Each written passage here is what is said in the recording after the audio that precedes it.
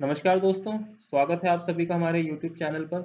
आज के लेक्चर में मैं आप लोगों के साथ डिस्कस करने वाला हूं फेवी फ्लू के बारे में।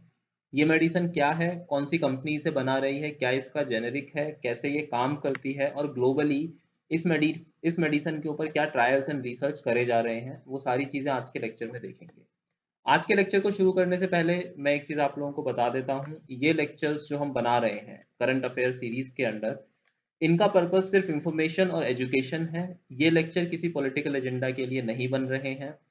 और इन लेक्चर्स के अंदर जो भी इंफॉर्मेशन मैं आपको दे रहा हूँ वो इंफॉर्मेशन या तो न्यूज़पेपर से ली गई है या पब्लिक डोमेन से ली गई है।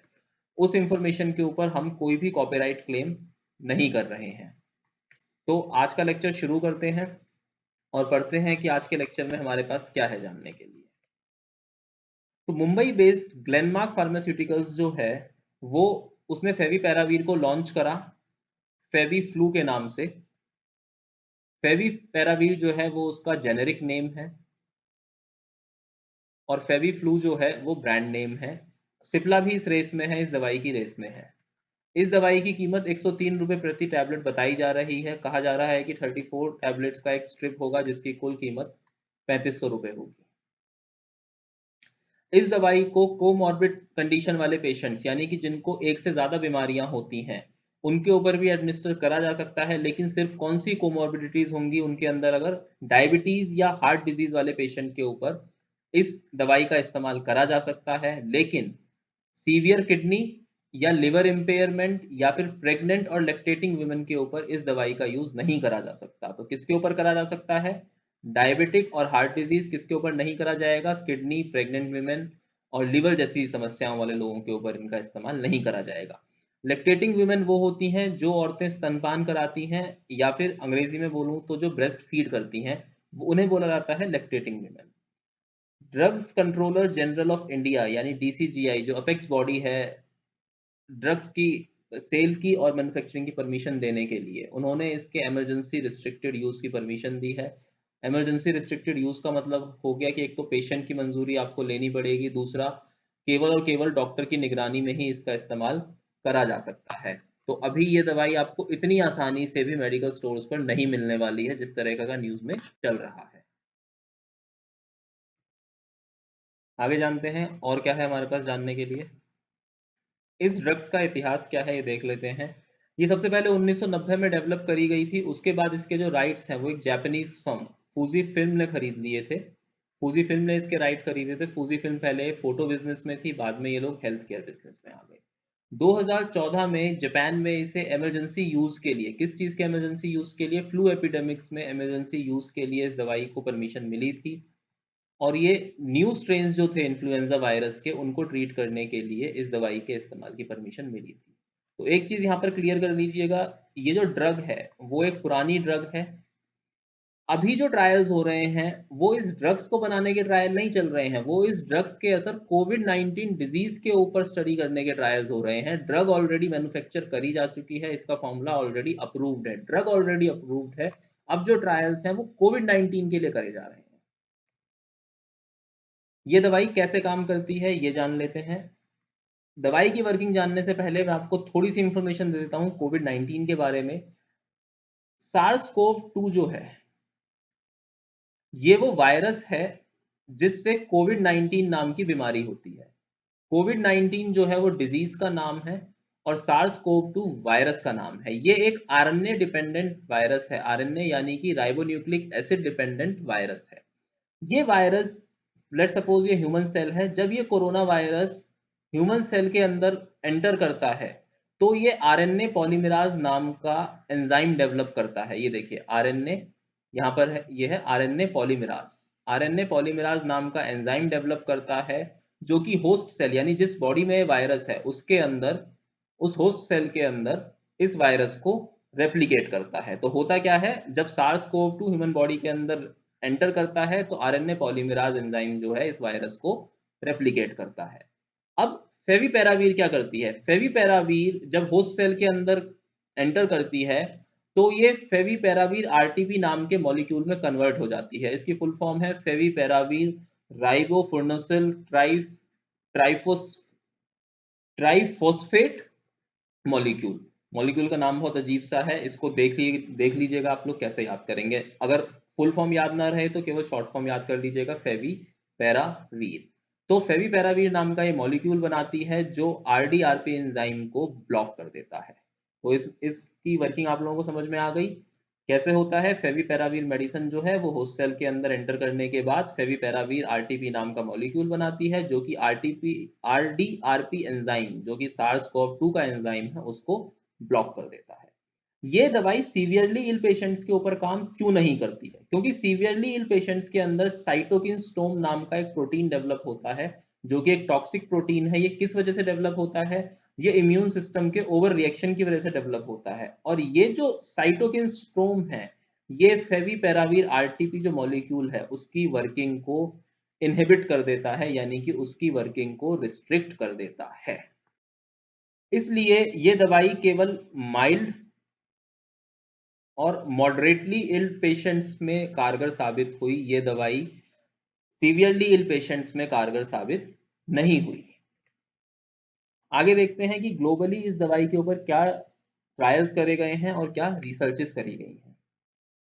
इंडिया और रशिया में इसके ट्रायल्स चल रहे हैं। रशिया में इसको रेगुलेटरी अथॉरिटी मिल चुकी है, रेगुलेटरी क्लियरेंस इसको मिल चुकी है। उसके अलावा यूएस और यूरोप में इस दवाई को अभी अप्रूवल नहीं मिला है, इस दवाई के क्लिनिकल ट्रायल्स का अप्रूवल नहीं मिला है। चाइना में अर्ली फरवरी में जब वायरस आउटब्रेक चाइना में बहुत पीक पर था तो वहां पर इस मेडिसिन को यूज करा गया था और रिजल्ट्स फेवरेबल आए थे। रशिया के अंदर 330 पेशेंट्स के ऊपर इस दवाई को यूज करा गया है।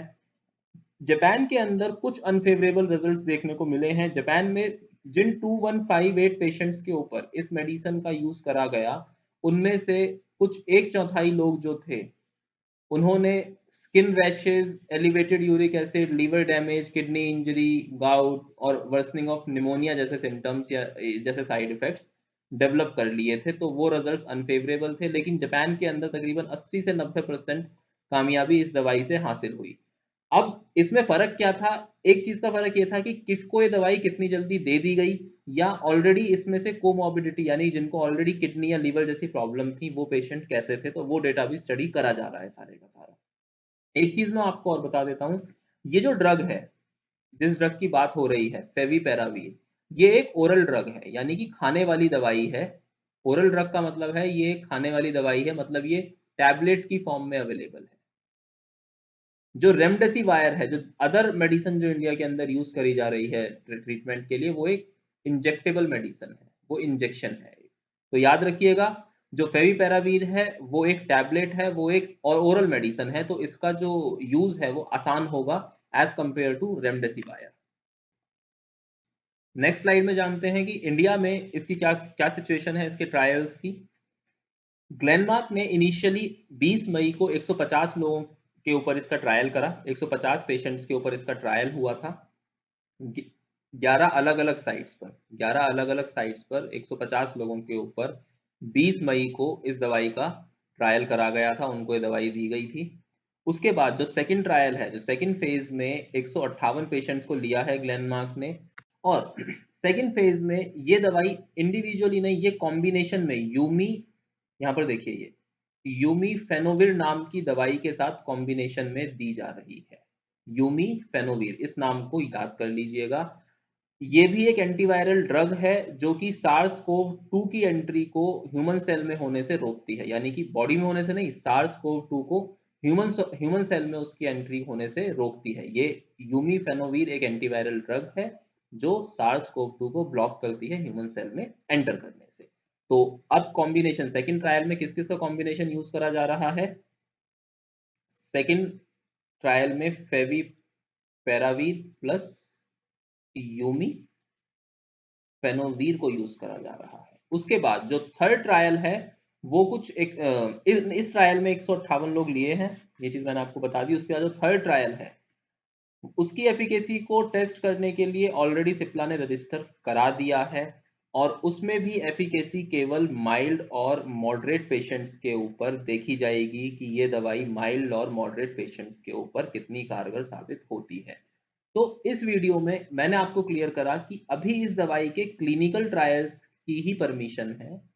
ये गवर्नमेंट ने आम इस्तेमाल के लिए इस दवाई को अभी नहीं लॉन्च करा है। ग्लेनमार्क फार्मास्यूटिकल्स ने ये जो दवाई लॉन्च करी है वो केवल क्लिनिकल ट्रायल्स के पर्पस के लिए लॉन्च करी है, ठीक है। और जिस दिन इन्होंने ये डिक्लेयर करा, ये न्यूज़ जब आई कि ग्लेनमार्क जब इस दवाई को लॉन्च करने वाला है, तो इसी मंडे को, यानी जिस वीक में मैं ये वीडियो बना रहा हूँ उस वीक में जो मंडे था, उसको उस दिन ग्लेनमार्क फार्मास्यूटिकल्स का शेयर जो है वो 120 रुपए तक शूट अप कर गया था। उस दिन इसका शेयर 120 रुपए, यानी कि 409 रुपए लास्ट फ्राइडे क्लोज होने के बाद ये शेयर 120 रुपए चढ़ा उस दिन। तो ये भी एक अमेजिंग सी इंफॉर्मेशन है आप लोगों के लिए, ठीक है। तो इस लेक्चर में इतना ही। मैंने जो भी अवेलेबल इंफॉर्मेशन थी यहाँ पर पब्लिक डोमेन में इस दवाई को लेकर, वो मैंने आपको ऑलमोस्ट सारी दे दी है। उसके अलावा आप जितना पढ़ना चाहते हैं पढ़ सकते हैं, लेकिन आपके एग्जाम पॉइंट ऑफ व्यू से इतनी ही इंफॉर्मेशन काफ़ी है। जो भी इसमें नाम आए हैं मेडिसिन के, सॉल्ट्स के, उनको सबको ध्यान में रखिएगा।